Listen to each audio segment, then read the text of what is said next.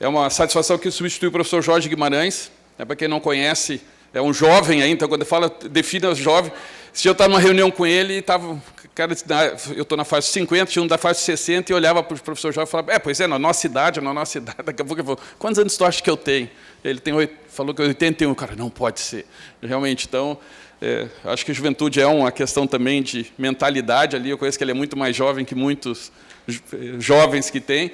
É um desafio até representá-lo, ele pediu, ele não pode, porque ele está no Rio de Janeiro em outros 2 eventos, na verdade, então essa foi a razão, ele até com... E aí, quando ele me pediu, como eu também sou professor da USP, estou cedido pelo Embrapi, venho para o fim de semana para Porto Alegre, né, no mesmo modelo que ele faz, aí eu já estaria por aqui mesmo, eu tinha que vir na URSS aqui para resolver uns problemas, orientar alunos, que eu continuo orientando, eu falei... E aí, quando eu vi, eu achei bastante interessante, confesso que não tinha recebido, se não fosse pelo convite, eu não saberia que tem, até sinto falta, não sei se tem mais da engenharia, eu estava falando agora com um colega, eu falei, um evento bem legal, eu não sabia, o coordenador do pós-graduação, então a gente vê que, por mais que a gente tenha a divulgação toda, é difícil conseguir, e acho fundamental essa reflexão, e parabenizo novamente vocês. Então, eu sou professor aqui da universidade, estou como diretor de operações, trabalhei um bom tempo ali no parque, fui vice-diretor, com a própria Aurora, quando ela chegou, a gente estava já envolvido.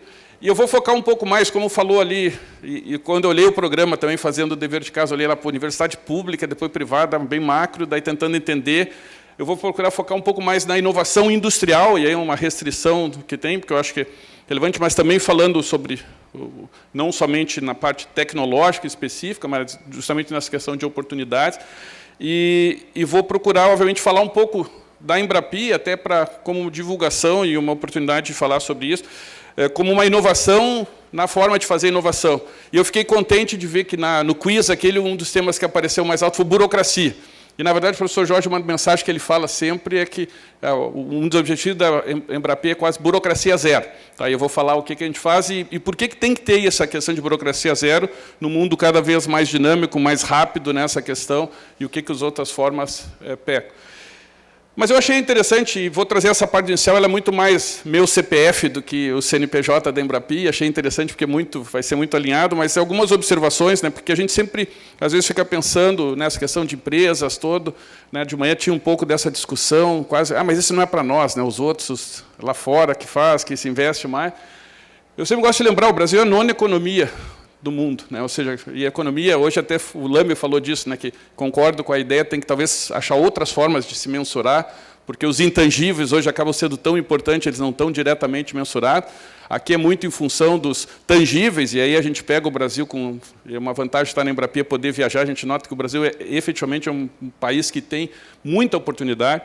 Tá interessante, eu estava na semana, na quarta, no evento em Manaus, que era a Feira do Polo Digital, cheio de startups, cheio de empreendedores fazendo. Então, é interessante que lugares assim que a gente vai imaginar que tem um tipo, né, o que chega na mídia só estão queimando a floresta, que você chegar lá tem um monte de empreendedor fazendo.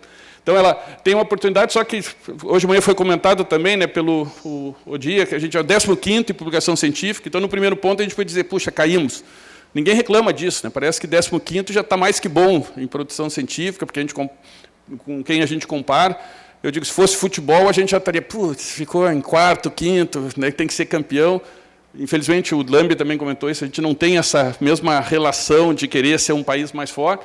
Por se a gente for olhar para a inovação, é pior ainda, é o 66º, caiu 2 posições no último ano, né, no ranking do Global Innovation Index.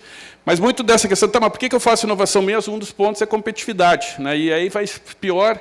E aí é interessante, se a gente olhar nesses rankings, a gente vê que os países que estão na mesma ali não são muito menores, muito diferentes que o Brasil. Então, e aí a gente poderia ter, mas como é que eu melhoro essa questão? Né? Como é que eu posso mudar essa? E um dos pontos, por isso que eu fiz até a pergunta do Lambi, eu acho que a gente tem muita questão, mas é investimento. E aí vai vir aquele gráfico de novo, que eu acho que é outra coisa, que podia mostrar para os nossos políticos. Né? Na época, antes do Bolsonaro ser eleito, muitos nos perguntavam, o que vocês acham que pode ter? Uma das coisas é, investe em educação, ciência, tecnologia e inovação, porque não tem nenhum país que investe mais que 2% do seu PIB e está numa situação ruim.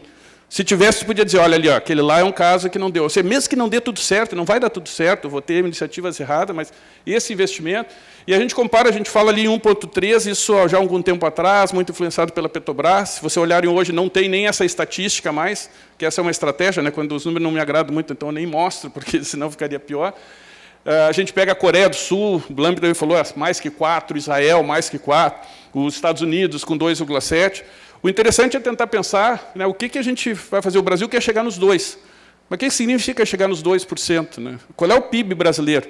Se você olhar o PIB brasileiro, é de 6 trilhões, o que faz o 0,1% ser fácil de calcular, que é 1 dividido por 10, vezes 1 dividido por 100, é 1 por 1000, significa que cada 0,1% é 6 bilhões. O orçamento do MCTIC, que era de 6, está chegando a 3, o ministro quer fazer voltar a 6, e eu falei isso para o ministro. Eu digo, pô, ministro, ele afirmou também que o Brasil quer chegar aos 2. Eu digo, pô, se o Brasil quer chegar aos 2, um dos atores principais, eu imagino, seria o Ministério de Ciência, Tecnologia e Inovação. Está me dizendo que o Ministério está em 0,05% e quer chegar a 0,1% e achando isso que vai ser um grande feito. Onde é que estão os outros 1,9%, né, para chegar aos 2%? Então, ao mesmo tempo que se fala, isso são 20 vezes 6 bilhões, são 120 bilhões que teria que ter colocado. Isso é recurso. E aí você vai no jornal e falta 300 milhões para a Bolsa, aí vem o Estado que investe 28 milhões. Óbvio que 28 milhões para a minha conta corrente faria uma diferença enorme. Um país que nem o Brasil, um Estado que nem o Brasil, isso é muito pouco, né? Isso eu acho que falta essa questão. Óbvio, outra questão que tem é que a gente tem que lembrar que no Brasil grande parte desse investimento público, esse investimento em pesquisa, desenvolvimento e inovação é público. Né? Se fala muito de 60%, 40%. Outros lugares, né, o caso da Suíça, a gente teve até recentemente com eles, é 70% privado. Então, eles, além de investirem mais, mas, obviamente, quem participa fortemente disso são investimentos privados também. E aí, o dia que eu falei, né, da curva, é justamente essa. Se você olhar naquele quadrante de cima, então nós combinamos, que daí vinha agora o quadrante, não tem país ali que você olha, não, esse aí está ali, e dá para ver que é um case que mostra que não faz bem se investir. Né? Como ele falou, o Brasil está aqui embaixo, né, de novo, deve estar até mais afastado ali do que está. Então, e é, obviamente, uma simplificação dizendo o que precisa para se desenvolver tecnologicamente? Gente e dinheiro. Tá, investimento para fazer. Com essas duas combinações, já dá óbvio que eu poderia botar, e tem vários assuntos que mostram outros parâmetros aqui, mas numa simplificação a gente consegue ver que já tem uma boa separação nos países e seu nível de desenvolvimento. E aí eu vejo assim, de novo, no foco de inovação industrial, e aí aquele dado que falou, né, do Aldir, onde é que estão os doutores, e esse gráfico eu não trouxe, foi bom de ter, que no Brasil a gente forma grande parte dos doutores para ser professor. Eu me excluo dessa lista, tá? Porque eu estava fazendo, eu tenho alunos de doutorado estão infelizmente estão fora, a IBM fora do Brasil, está na Amazon em Luxemburgo, está na Apple nos Estados Unidos, então tem metade, pelo menos, os que não são professores, eles estão fora do Brasil, e alguns poucos estão em empresas no Brasil, que esse eu acho o objetivo. Mas por que eles não estão em empresas no Brasil? Eu digo, é o círculo vicioso aqui que eu tenho. As empresas, e aí o professor Jorge até coloca, isso vai ser a motivação para a criação da Embrapa, a maioria das empresas no Brasil não tem P&D. E, às vezes, quem é que é o P&D? O P&D sou eu, né? Um cara, dois, o professor Jorge é que diz. Aí, aquela empresa lá diz que tem, eu vou lá, tem 2 alunos meus. Isso aí é P&D numa empresa que fatura, né? Ele sempre usa o exemplo dos fármacos, né? O 6º mercado mundial, que empresas com faturamento baixo é alguns bilhões. E aí, quanto é que investe, é muito pouco, porque inovação é comprar um maquinário novo, é pegar dinheiro no BNDES, e ele diz, e os nossos medicamentos? Mas elas não têm P&D, o que acontece? Elas não investem em projeto de P&D, por isso que a gente tem tão baixo. Se elas não investem em projeto de P&D, elas não vão contratar pós-doutor, doutor, mestre, a não ser que aceite ganhar o mesmo valor que os outros ganham, para fazer as mesmas... Não é nem seria o valor, as atividades que façam. Óbvio, se ela não tem isso, elas não geram PI, não geram, agregam valor nos produtos, não agregando valor, elas não criam produtos e serviços inovadores, não criando produtos e serviços, volta o ciclo. E aí a gente fica nesse emaranhado, e aí reclama que a empresa não consegue faturar, e é justamente a questão do novo, como é que eu chego a fazer algo, né? Então, inovar para ter produtos que efetivamente sejam. Então, o que é o indicador hoje de empresas inovadoras? Eu acho interessante que é muito simples, né? Uma é quanto que elas investem em PDI. A gente vai falar depois da Embrapi, mas, por exemplo, alguns setores, a gente tem vários setores que, às vezes, identificam que não há unidades Embrapi que atuam naquela área e vêm nos cobrar. Por que não tem? Aí, uma delas foi o setor de calçados, muito forte. Aqui no Rio Grande do Sul, vieram, porque nós tínhamos que ter... E aí eu fiz essa pergunta, quanto que vocês investem? O setor investe em pesquisa, desenvolvimento e inovação. Aí a resposta foi, ninguém fala nada, aí um falou, não, mas é que é um setor conservador. Eu disse, Nike e Adidas são desse setor. Aí, mas isso é a Nike e a Adidas. Eu digo, tá, mas a pergunta é, será que elas são o que são porque elas investem em inovação? Ou elas, né, qual é a causa e efeito?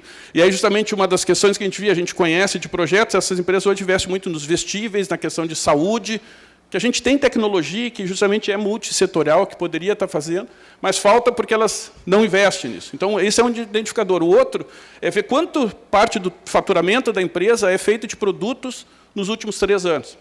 Essa semana eu tive nesse evento lá em Manaus, tinha um diretor da 3M mostrando justamente isso. A 3M investe 20 e poucos % do faturamento e 90% do faturamento são de produtos mais recentes. Então, são indicadores que mostram que ela... E aí vem a fala, né, da Aldir, que os empresários dizem, a inovação tem que gerar nota fiscal. Então, a ideia dessa visão da inovação na indústria, eu também discordo quando eles dizem que só lá ocorre, mas, nesse ponto de vista, o que eles tentam colocar, se houver inovação na indústria, tem que ter. Ou seja, e aí eu até acho que, se pegar num conceito mais amplo, na verdade, é aquela ideia de ter mercado e de poder desenvolver isso, ou seja, ter alguém que compre aquilo, alguém que se beneficie e que isso vai gerar uma oportunidade de mercado. Aí, o que tem de características de ambientes inovadores? Essa é uma discussão que tem feito, o Aldir também participa lá da MEI, que é a Mobilização Empresarial pela Inovação, que fazem muitas discussões, é um fórum interessante que junta empresários de grandes corporações brasileiras, representantes da academia, do governo. E aí eu achei interessante, isso aí foi em 2016, uma apresentação do Bernardo Gradin, da Granbio, que mostrou um estudo feito e chegaram depois as características dos ambientes inovadores. E acho que é interessante, se a gente, mesmo acadêmicos, fizesse isso, seria muito até parecido, talvez não com o primeiro, né, o item 1 seria ali respeito à propriedade, né, então isso é, obviamente, fundamental, mas o segundo, base científica e educacional sólida. Ou seja, os próprios empresários reconhecem que um valor extremamente alto é justamente ter gente qualificada. Se não tiver isso, você não faz. Terceiro, alta integração entre universidade e empresa. De novo, pasmem, eles reconhecem que essa interação é importante. Facilidade e estímulo para empreender. E aí entra justamente a questão dos parques, das incubadoras, para a formação de spin-offs. E aí um último, que é um ponto que a gente vê bastante complicado hoje em dia, a existência de fontes de financiamento relevantes, dedicadas e permanentes para a inovação. Foi mostrado lá da própria da FAPERGS, né, aquela oscilação que tem, ou uma tendência sempre crescente, aí fica complicado você conseguir fazer. E aí eu acho que nesse desafio, de novo, esse aqui é numa pessoa de CPF fazendo, eu gosto de dizer, essa aproximação universidade-empresa, ela não é muito simples, e existe um gap aqui entre esse, em parte porque são visões distintas, e que não acho que é um problema, na verdade, e é bom que seja assim. A universidade, em geral, tem que pensar, e esse evento é um exemplo disso, pensar em médio e longo prazo, ou seja, a gente ter essa capacidade de pensar, de refletir e conseguir construir. A ideia de ter a pesquisa básica como um valor, publicações, né, o tempo de resposta lento, particularmente na URGS, se a gente pensar quanto tempo demora para aprovar um projeto que seja de pesquisa, porque tem que passar no departamento, tem que passar na pró-reitoria, tem que passar no consumo, e vai toda. Se olhar do outro lado, enquanto ela tem horizonte médio e longo, a indústria tem de curto prazo. Tem uma expressão que os empresários gostam de fazer, eu tenho usado ultimamente, que eu acho interessante, que é, ele vende almoço para comprar o jantar, né, dando a ideia que ele não come naquela hora para ver se talvez possa comer de noite, né, nesse intuito de tentar ver. Surge nesse conceito a pesquisa aplicada, obviamente, dificilmente a indústria. Hoje a gente ouviu o Serra Pilheira ali, que é uma exceção, uma boa exceção, que procura investir em ciência, justamente na ideia de desenvolver futuros. A questão de propriedade intelectual e segredo, que contrasta com a pesquisa e com o artigo, né? Então, um parece que quer esconder, o outro quer falar, e o tempo de reação ditado pelo mercado. Então, claramente, existe eu chamo um gap aqui mais horizontal aqui entre esses dois objetivos. Por outro lado, tem um gap que eu chamo de mais vertical, que é no nível de abstração. Mesmo quando buscam fazer um contato, esse gap existe, que é... Opa, a animação aqui está complicada. Que ela tenta se aproximar... Não, faltou na verdade, que era a questão da universidade, quando se aproxima, a ideia é que o pensador procura a empresa e já tenta abrir a sua caixinha e vender todas as suas metodologias. Ou suas técnicas, E aí o cara da empresa olha e diz que isso aí é sexo dos antes, isso aí não é algo que vai ter aplicação. E aí ele vem com uma demanda e o cara da indústria diz, isso aí é muito básico, isso aí não vai gerar artigo. Então, tu tem um nível de abstração, um problema também. E a gente pode, que é o que vai aparecer aqui, eventualmente tentar aproximar a universidade das ICTs, tentar aproximar a indústria, né? Tem empresas que tem universidade, cooperativa, e aqui eu vejo que tem um problema, de novo, uma tentativa de aproximar aquelas assimetrias que tem, que pode levar a uma perda de identidade. Tá? Ou seja, aquela ideia que falou, qual é o papel da universidade, efetivamente, formar. Por que eu pesquiso? É para formar recursos humanos também, para desenvolver o conhecimento, né, para contribuir. Então, eu acho que achar outras formas. E aí que entra nesse conceito. Foi aqui que ficou. Então, dos resultados de pesquisa da demanda, né, o trabalho de baixo nível. E aí, dentro desse contexto de aproximação de universidade e empresa, é importante entender a ideia do conceito de maturidade tecnológica, chamado TRL, ou Technology Readiness Level, que procura ver isso não como algo estanque, mas sim como um contínuo. Ou seja, eu começo no nível mais baixo com ideias, com conceitos, com experimentação, e isso vai evoluindo até eu poder chegar, eventualmente, num produto validado e entregue. Isso é uma metodologia, né, que é usada, foi criada principalmente pela NASA, pensando para enviar, né, aqueles programas espaciais para a Lua, onde eu gasto bilhões para mandar alguma coisa que eu não consigo depois, simplesmente, vem de volta que eu vou corrigir. Então, vendo até o nível de maturidade. E é fundamental porque isso pode ser utilizado como essa ponte entre a universidade e a indústria.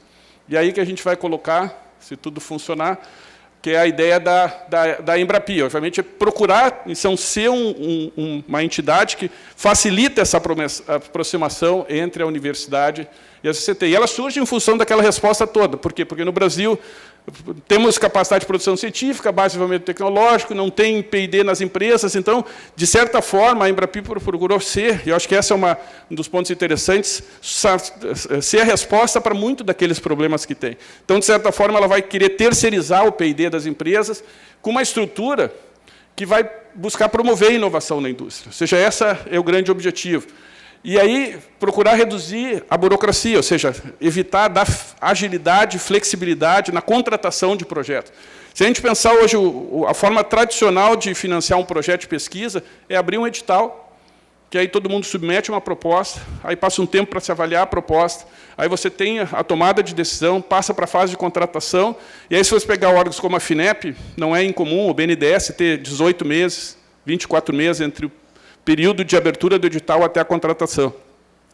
Esses ciclos que a gente tem hoje de inovação, 18 meses, o meu projeto já está ultrapassado, ou seja, quando eu for contratar, e o problema da forma como são editais públicos, uma vez que eu submeti um projeto naquele edital, eu não consigo modificar, porque alguém vai dizer, não, mas daí você está modificando, você tem o benefício naquela hora desse, então você tem que manter o projeto.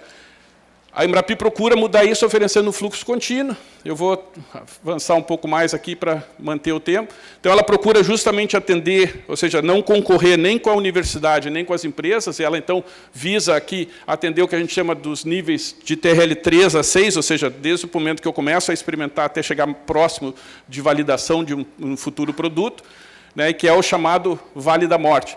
E a lógica da Embrapi ali, que foi interessante, ela funciona.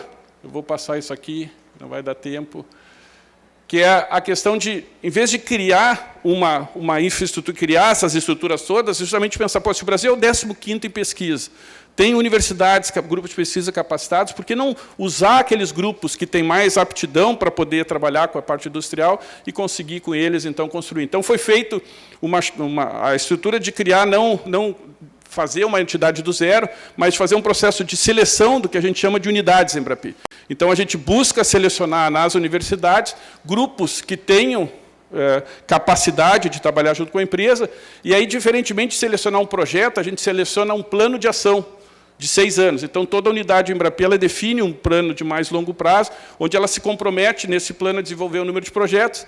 E aí, hoje, são o que a gente tem aqui, são 42 unidades que a gente tem no Brasil todo.